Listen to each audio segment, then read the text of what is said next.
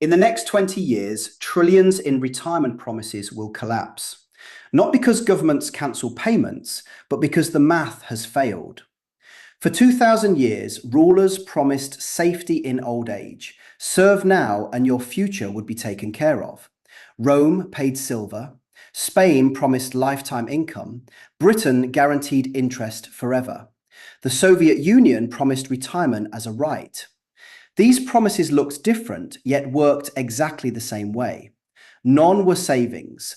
All were political IOUs passed into the future. IOUs survive while an empire expands. They weaken when expansion stops. And Rome discovered that failure first. Roman soldiers served 20 to 25 years before earning pensions. Their payout equaled about 12 to 13 years of civilian income. It could buy fertile farmland, livestock, tools, or hired labourers. Some pensions purchased 50 to 100 jugera of farmland. Under Augustus, expansion delivered endless new wealth to Rome. Provinces poured taxes, grain, slaves, and precious metals into the treasury. Millions of denarii were minted to secure military loyalty. Rome funded pensions through conquest, not taxation or savings. Expansion slowed, but the pension obligations remained just as large. Defending borders produced no treasure, only enormous ongoing expenses. Military spending consumed as much as 60% of the imperial budget. Raising taxes risked revolt, so emperors quietly altered the currency. A denarius once held about 4.5 grams of 95 to 98% silver. By the 3rd century, some coins contained as little as 2% silver. Wheat prices rose between 600 and 1,000% in several provinces. A pension that once bought farmland could barely afford a month's food. Former soldiers lost access to property, status, and independence. Rome's slave labour force also declined more than 50% after conquest stalled. With fewer slaves, production contracted and prices climbed even higher. Retirement checks still appeared, but they were powerless against inflation. Rome didn't cancel pensions. It simply hollowed them out until worthless. The promise remained visible while its value completely disappeared. Centuries later, Spain repeated Rome's mistake using royal pension bonds. The crown sold juros, promising lifetime payments backed by royal authority. Wealthy families, merchants, and cities invested to protect their retirement. Juros paid 5 to 7% annual interest, a premium in Europe. Every investor felt secure, relying on the richest empire of the era. Between 1500 and 1650, Spain imported roughly 16,000 tons of silver. It also received about 180 tons of gold from the Americas. More than 60% of government revenue came from colonial treasure. Retirement seemed safer than storing precious metals at home. But wars consumed revenue faster than treasure arrived by ship. Conflicts against England, France, and the Dutch devoured national income. Spain owed more pensions than its shrinking treasury could support. Payouts were delayed, reduced, or ignored entirely. Juros collapsed, losing 60 to 80% of their value. Some pensions lost 90% real purchasing power after defaults. Spain declared bankruptcy in 1557, 1575, and again in 1596. War casualties and plagues killed millions of workers and taxpayers. With fewer taxpayers, pension costs became impossible to maintain. Retirees couldn't even buy basic wheat rations with their promised income.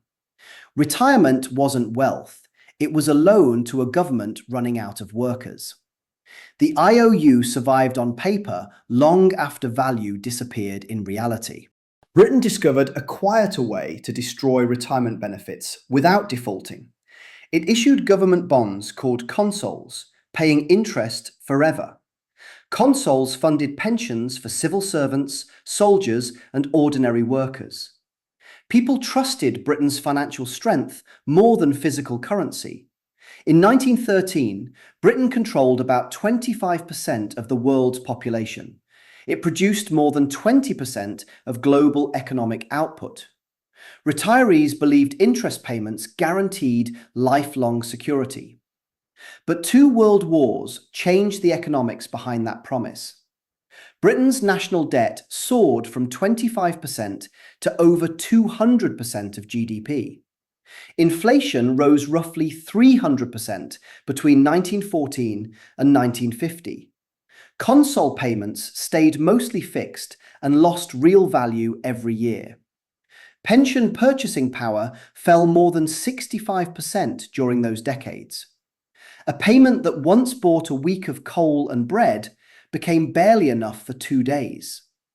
At the same time, life expectancy jumped from about 45 to 68 years. People lived longer, receiving checks that purchased far less. Britain honoured the promise on paper, but destroyed it through inflation. Workers retired into poverty, even while receiving every scheduled payment. The check arrived, but the retirement had already vanished. Another empire built retirement on loyalty instead of financial stability. The Soviet Union guaranteed retirement as a universal right for workers. No savings were needed, only devotion to the state. Pension formulas promised roughly 55 to 60% of final wages.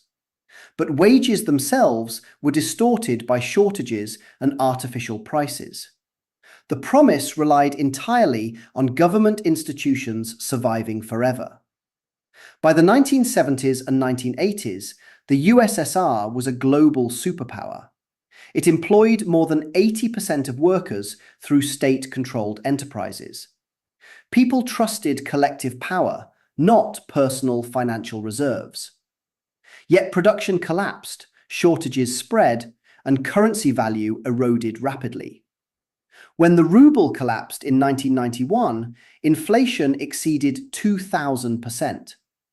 Pensions became instantly worthless, unable to purchase bread or potatoes. Male life expectancy plunged to roughly 57 years during this crisis. Millions who worked for decades could not afford basic food. Retirement wasn't wealth, it was loyalty to a political institution. When the institution died, the pension died with it instantly.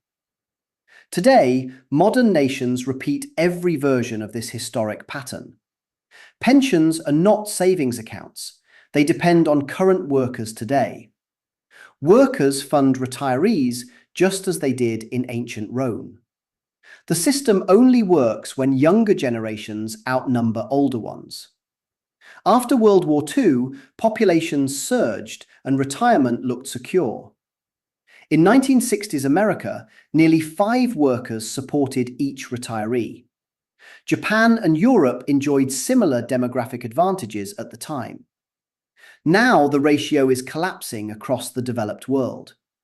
The United States is heading toward 2 workers per retiree by 2035. Japan already has more adults over 80 than children under 5. By 2050, nearly half of Japan will be older than 65. More than 1/3 of Europe will reach that age group as well. US retirement obligations total between $70 and $89 trillion. Social Security replacement rates average 36 to 40% of income. Under current formulas, that value will drop below 30%. By 2050, healthcare alone may consume an entire Social Security check. Benefits won't disappear, they will simply buy less every year. Governments won't cancel retirement, they will rewrite the terms quietly. People will work longer, pay more, and receive reduced purchasing power.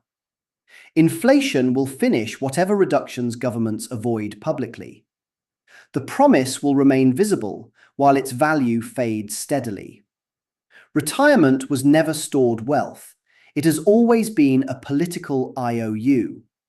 And IOUs only survive while the future can pay for them. When a society runs out of future, it doesn't break promises. It simply changes what those promises mean.